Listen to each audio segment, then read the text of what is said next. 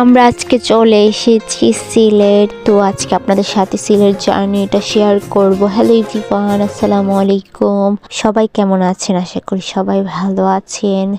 রাত 10টায় আমাদের বাস আসার কথা ছিল, তাই আমরা একটু আগেই চলে গিয়েছিলাম, কিন্তু বাস কাউন্টারে গিয়ে আমরা একটু রেস্ট নিয়েছি। তো যাদের দুষ্টামি করছিল, আমার আব্বু আমাদের সাথে ছিল, কারণ আব্বু আমাদেরকে বাসে উঠিয়ে দিবে। কারণ যেহেতু এখানে 3জন ছোট বাচ্চা আছে, তাদেরকে নিয়ে বাসে ওঠা অসম্ভব ছিল, সাথে আবার বড় বড় ব্যাগও ছিল।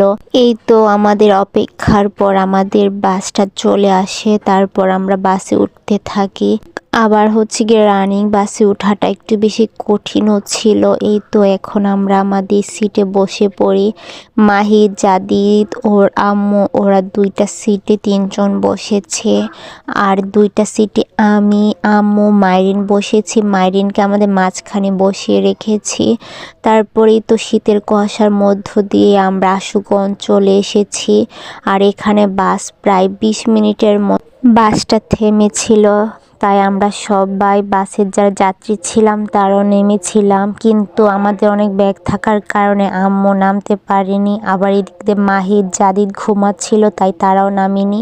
তাই আমি আর আমার আপু মিলে নেমে পড়ি। সেখানে গিয়ে আমরা 2টা দই কিনি, যেহেতু দইটা ঠান্ডা ছিল, তাই গলার সমস্যা দেখাচ্ছিল, তাই আমরা চাও খেয়ে নেই। এই তো আমরা চলে এসেছি সিলেট লামাকাজি।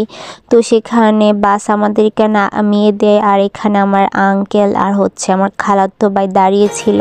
তো তারা সিএনজি নিয়ে দাঁড়িয়েছিল, তাই আর দেরি হয়নি। তাই আমরা বাস থেকে নেমে সিএনজিতে উঠে বাসায় চলে আসি।